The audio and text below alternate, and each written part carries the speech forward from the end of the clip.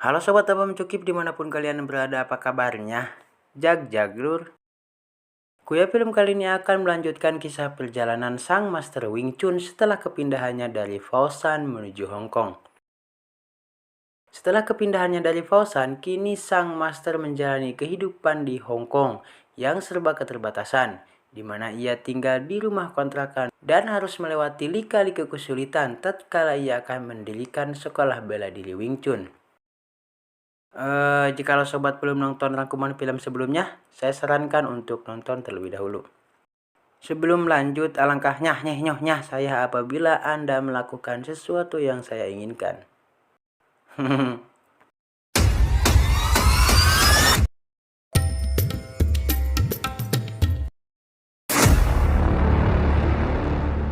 Oke, lanjut.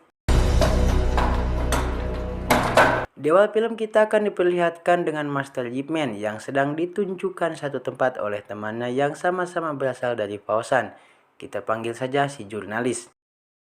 Setelah melihat-lihat, akhirnya Yip Man setuju untuk menyewa tempat ini, yang mana tempat ini akan dijadikan sekolah bela diri Wing Chun. Setelah mendapatkan tempat, Yip Man melanjutkan dengan membuat poster iklan untuk sekolah bela dirinya yang masih baru itu. Kemudian Yip Man disapa si Bibi yang biasa menjemur pakaian di situ. Hari demi hari Yip Man menunggu, namun belum juga ada yang berminat untuk menjadi muridnya. Sore harinya, Yip Man memutuskan untuk pulang dan didapati istrinya yang hamil tua sedang mengantri untuk mendapatkan air bersih. Kemudian pekerjaan itu diambil alih oleh Yip Man. Setibanya di rumah, Yip Man memijat istrinya. Lalu datang si anak sulung yang bernama Ip Chun meminta uang sekolah. Dengan terpaksa uang simpanan itu pun diberikan. Pada waktu yang sama datang si ibu kontrakan untuk menagih bulanan. Akan uang yang tidak cukup, istri Yip Man pun melarangnya untuk membukakan pintu. Keesokan harinya, Yip Man melakukan aktivitas seperti biasanya.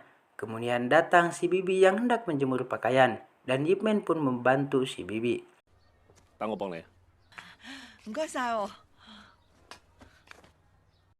Tak lama kemudian datang pemuda yang hendak melihat kebenaran poster iklan sekolah bela diri itu. Karena aliran Wing Chun sedikit asing di telinga orang Hong Kong. Ketika Yip Man hendak menjelaskan apa itu Wing Chun, si pemuda malah meminta Yip Man untuk menjelaskannya dengan berduel. Wing Chun, Yip Man. Meskipun si pemuda sudah terkena pukulan, tapi ia belum juga percaya sampai pada akhirnya Yip Man pun memberikan pukulan yang serius. Tapi si pemuda malah pergi. Sore harinya, ketika Yip Man hendak pulang, si pemuda datang dengan membawa 3 temannya dan menantang Yip Man. Setelah menyetujui ajakan untuk berduel, mereka pun dibuat tercengang dengan jurus Wing Chun.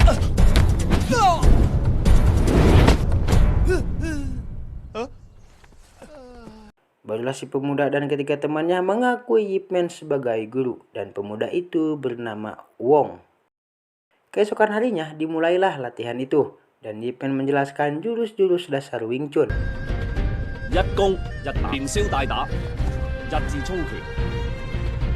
Hari demi hari murid Yip Man pun bertambah.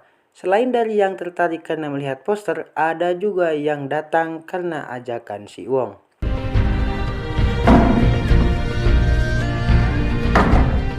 Sampai pada waktunya untuk membayar uang latihan, Yip Man pun meminta $15 saja. Namun ada yang membayar pas, ada juga yang tidak. Istrinya mengomentari pendapatan itu karena kurang untuk bayar kontrakan. Tapi hal itu tidak diperdebatkan karena memang ekonomi di Hong Kong pada saat itu begitu sulit. Pada malam hari, Yip Man hendak membeli kue. Tapi melihat keributan, ternyata ada seseorang yang sedang dikejar karena mencuri bebek panggang. Yip Man menghampiri dan membayarnya, yang ternyata itu adalah si pengusaha. Ketika Yip Man hendak menyapanya, si Yu pun menjelaskan bahwa ia mengidap penyakit amnesia karena luka tembakan di bagian kelapa oleh Jepang tempo lalu. Yip Man merasa terpukul melihat keadaan si pengusaha saat ini, mengingat akan kebaikan si pengusaha terhadap diri dan keluarganya. Keesokan harinya, Yip Man membawa si Yu untuk dipekerjakan di percetakan koran harian milik si jurnalis dan ia pun diterima. Dan kita beralih pada si Wong yang sedang berdebat dengan si Kei perihal poster yang dipasang karena menutupi poster perguruannya, yaitu perguruan Hung.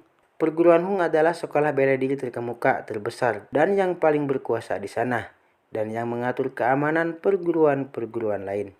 Dan mereka memutuskan untuk berduel 1 lawan 1 untuk membuktikan siapa yang paling unggul di antara Kung Fu Wing Chun dan Kung Fu Hung. Dan Kei pun kalah, tetapi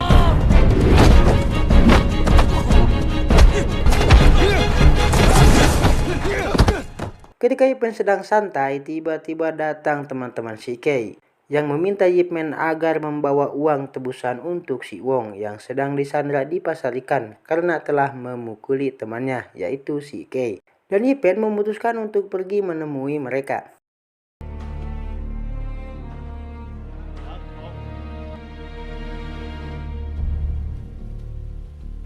Setibanya, Yip Man meminta mereka untuk membebaskan si Wong. 我諗今次純粹係一場誤會嚟嘅啫。放佢出嚟啊！ Kemudian Yip Man meminta kejelasan dari si Wong apa yang sebenarnya terjadi. Setelah mendengar penjelasan dari si Wong, Yip Man meminta mereka menyudahi salah paham ini. Dan Yip Man berjanji akan menemui guru mereka. Tetapi mereka malah tetap meminta uang tebusan. Sehingga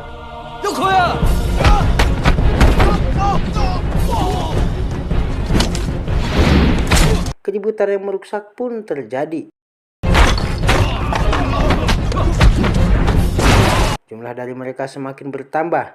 Dan dalam keadaan terikat, Wong berusaha membantu Yip Man.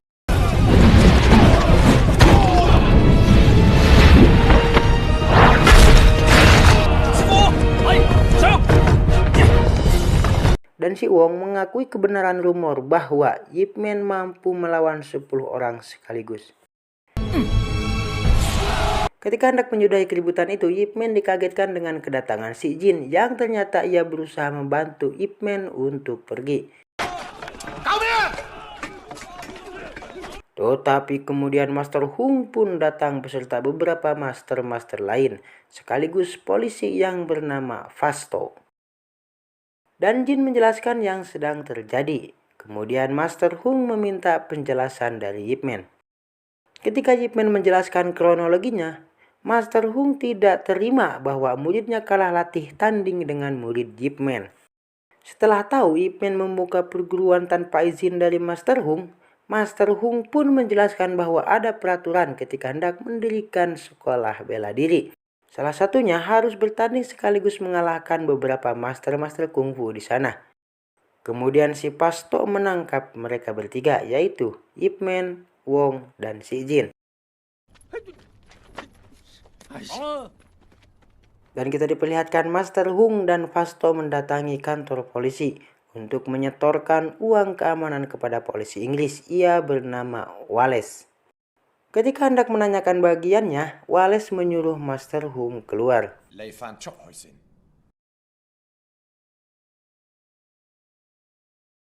Setelah istri Yip Man menerima kabar bahwa suaminya ditahan di kantor polisi dan meminta tebusan, ia pun membuka tempat penyimpanan uang. Setelah dicek, uang itu tidak cukup untuk menebus suaminya, dan ia pun memutuskan untuk menemui si jurnalis dan meminta bantuannya.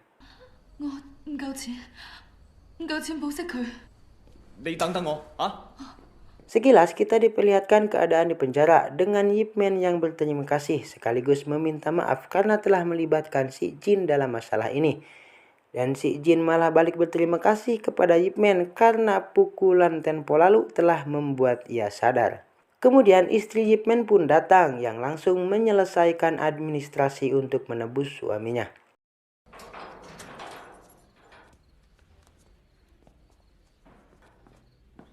Tak berselang lama datang istri si Jin untuk menebus suaminya. Melihat kejadian itu, Yip Man tidak tega melihat si Wong. Dan Yip Man meminta bantuan si jurnalis untuk membebaskan si Wong, yang kebetulan ia hanya membawa uang pas. Si Jin yang mendengar hal itu, ia merayu istrinya untuk memberikan uang bantuan. Uang itu pun diberikan dan si Wong pun dibebaskan. 我會盡快還翻俾你。唔該晒，唔該晒。没关系，没关系。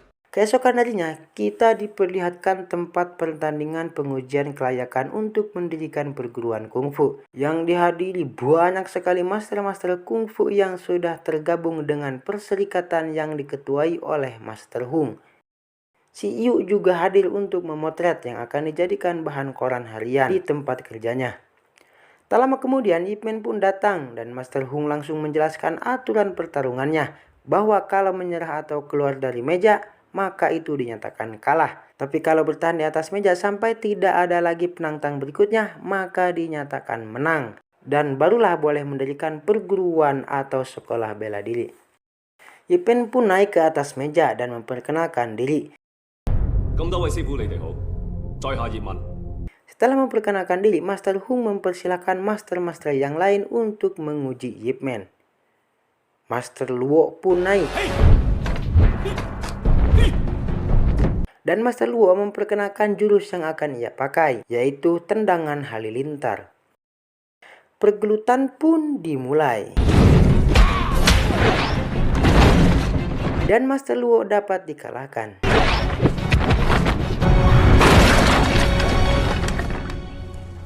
Kemudian Master Hung mempersilahkan penantang berikutnya, yang mana penantang berikutnya yaitu Master Cheng.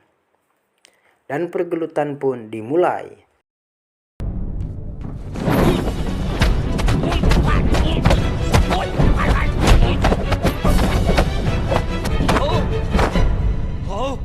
Setelah Master Cheng menyerah, Master Hung mempersilahkan penantang berikutnya. Namun tidak ada yang bersiap lagi. Sampai pada akhirnya Master Hung sendirilah yang menghadapi Ip Man.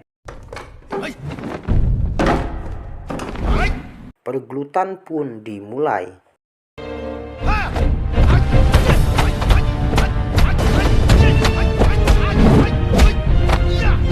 Pergelutan pun berlangsung lama karena mereka hampir seimbang. Sampai-sampai membuat master-master yang lain tercengang.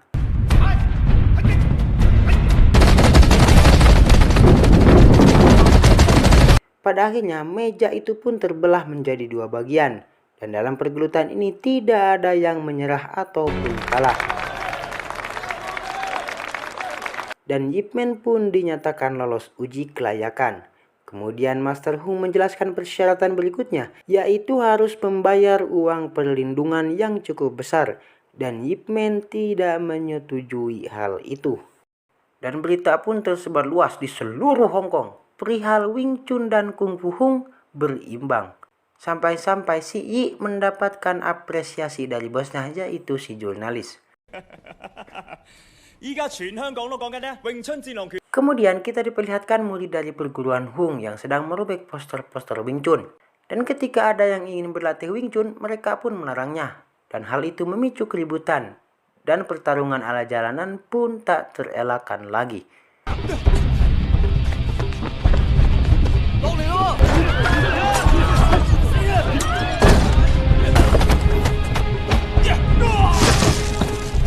Dampak dari kejadian itu, pemilik tempat itu melarang Ip Man untuk mendirikan perguruan Wing Chun di situ lagi, yang disampaikan oleh si jurnalis. Dengan kelapangan hati, Ip Man pun menyuruh murid-muridnya untuk membereskan tempat itu dan membawa alat-alat latihan ke rumahnya. Kemudian, Ip Man mendatangi Master Hung untuk menanyakan perihal keributan yang dibuat muridnya secara sengaja. Dan Master Hung malah balik menyalahkan Ip Man karena tidak menaati peraturannya. Ketika Ip Man hendak pergi, tapi si Master Hung ingin menyelesaikan pergelutannya. Adu jotos tidak berlangsung lama ketika anak-anaknya Master Hung datang untuk mengajak ia makan bersama. Ip Man pun pulang. Setelah sampai di rumah, tak lama kemudian murid-muridnya datang dan membawa peralatan latihan. Dan istrinya menanyakan kenapa dibawa pulang, dan Ip Man pun menjawab bahwa tempat latihannya sudah disewakan yang punya pada orang lain. Setelah meletakkan barang-barang, mereka pun disuruh pulang, tapi tidak dengan Wong. Ia meminta maaf atas kejadian ini yang menyusahkan gurunya. Dan Ip Man mencairkan suasana dengan menjelaskan bahwa di dunia ini tidak ada yang kuat. Seiring bertambahnya usia, maka orang semakin melemah. Dan bela diri bukannya sekedar teknik saja, tapi pikiran dan jiwa juga harus dilatih. Kemudian bercerita tentang si Jin yang dulunya seorang preman dan sempat berduel dengannya. 金山爪金師傅呢，貴在中和，不進之真。 Keesokan harinya ketika sedang berlatih di dekat rumah, Ip Man kedatangan Master Hung yang memberikan tiket untuk menonton pertandingan tinju orang-orang barat. 其實我多咗啲飛，呢度教拳幾好啊！ Kemudian kita diperlihatkan dengan Master Hung yang sedang mempersiapkan ring untuk pertandingan malam nanti. Tak lama kemudian datanglah si Fasto, Wallace, dan si petinju yang bernama Taylor. Dan yang memiliki nama panggung The Twister. Master Hung menanyakan perihal bagiannya pada si Wallace, tapi dia mengacuhkannya yang membuat Master Hung marah. Dan keributan itu memicu pengusiran dari si Twister. Will somebody get this yellow? 講人話冇講鬼話 ！You get out！ Tibalah malam hari di mana tinju akan dimulai dan dibuka dengan pertunjukan berbagai kungfu Cina. Kemudian Ip Man dihampiri Master Hung dan mempersilahkan muridnya untuk ikut tampil memperkenalkan Wing Chun pada yang lain. Ketika pertunjukan sedang berlangsung, si Twister pun merasa geli melihat pertunjukan itu. Kemudian si Twister pun naik ke atas ring dan menyuruh untuk memukul perutnya. Tetapi Punch me. keributan pun terjadi. Sampai-sampai si Twister menghina bahwa tinju Cina hanya menari dan berteriak saja. Dan hal itu memicu kemarahan para master. Keributan semakin menjadi.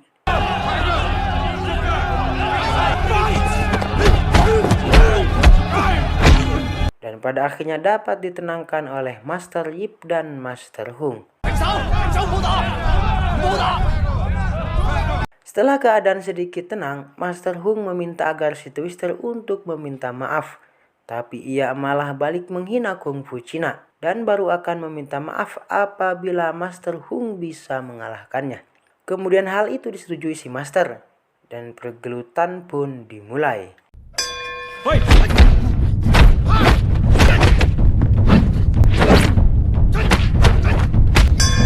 Stop! Ronde pertama, Master Hung berhasil mengimbangi si Twister. Dan ketika beristirahat, Ip Man menyarankan untuk menyerang otot-otot si Twister. Ronde kedua pun dimulai. Pada ronde kedua, Master Hung mendapat bogeman yang serius yang membuat asmanya kambuh.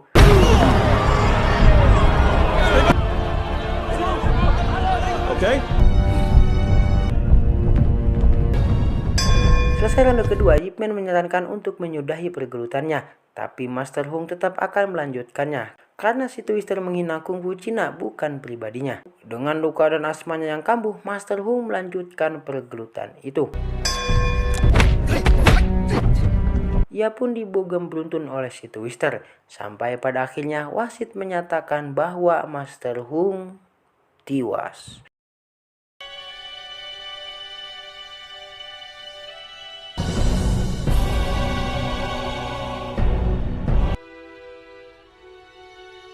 Kesedihan menyelimuti keluarga sekaligus masyarakat Hong Kong, tak terkecuali Ip Man.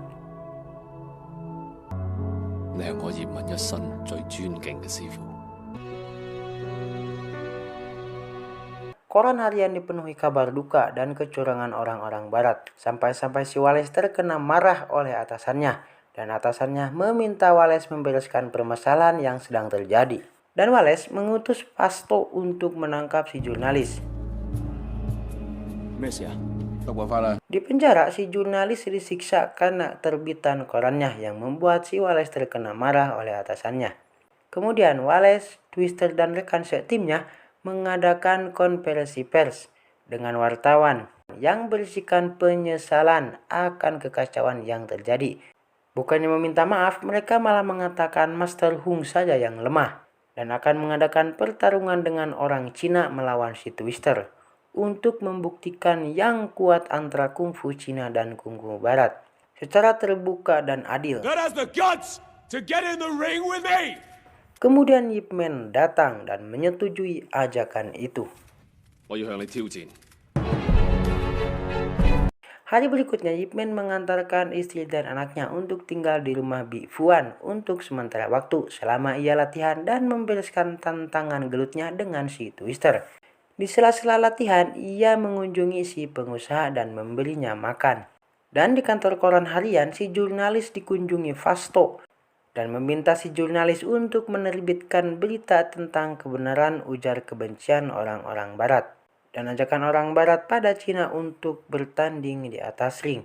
Dan istri Ip Man pun melahirkan anak keduanya, tapi tidak memberitahu Ip Man yang sedang berlatih karena tak mau mengganggu. Tibalah waktu pertandingan yang ditunggu-tunggu itu akan segera dimulai, yang mana pertandingan itu dihadiri orang-orang Cina dan orang-orang Barat, dan disiarkan langsung melalui radio.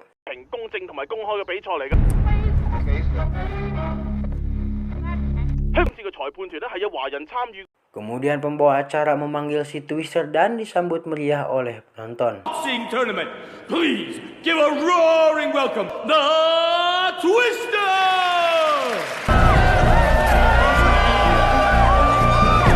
Dengan pededetnya si Twister pun naik ke atas ring. Ketika Ip Man maju, mereka menertawakannya karena wasit belum memanggilnya.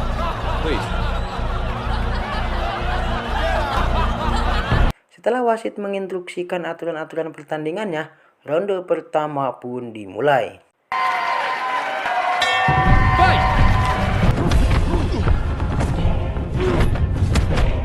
Di awal-awal ronde pertama, Ip Man dapat Twister jatuhkan dengan pukulan kerasnya. Kemudian Ip Man bangkit kembali dan dapat menjatuhkan si Twister dengan tendangannya.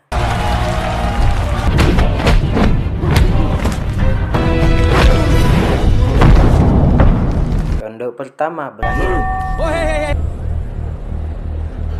Ronde kedua pun dimulai. Dan di ronde ini dominan dikuasai Ip Man. Namun ketika bel berbunyi, si Twister tetap memukul sehingga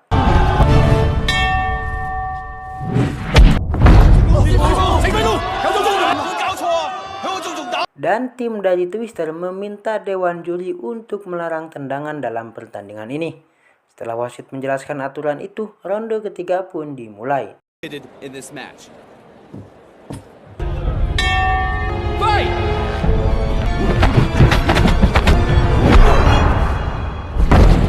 Dan Ip Man pun terpukul jatuh. Dan Ip Man bangkit kembali dan berhasil mengalahkan Twister dengan jurus Wing Chun-nya.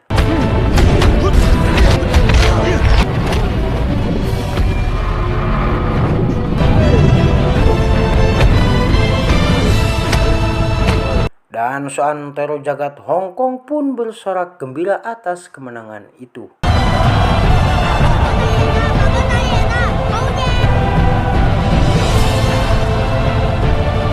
Di sela perayaan kemenangan itu, si Wallace ditahan karena Fasto menguak fakta kasus korupsinya. Kemudian Ip Man memberikan sambutannya bahwa saya tidak bermaksud untuk menunjukkan siapa yang paling bagus dan unggul antara kungfu Cina atau Barat. Dan kita harus saling menghormati meskipun memiliki status sosial yang berbeda-beda. Tetapi seharusnya martabat diri tetaplah sama.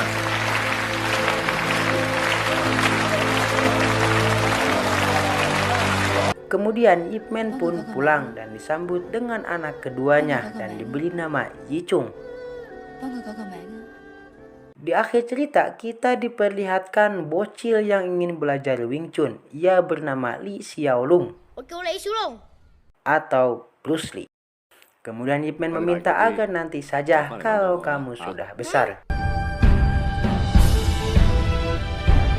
Pesan yang kita bisa ambil dari film ini adalah kegagahan, keterampilan, kecerdasan, kepintaran, dan kekuasaan bukan digunakan untuk merendahkan orang lain.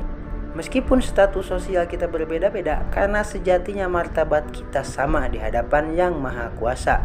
Yang hanya bisa membedakannya adalah keimanan dan ketakwaan. Itu. Kepada seluruh sobat Apem Cukip dimanapun kalian berada, saya ucapkan terima kasih.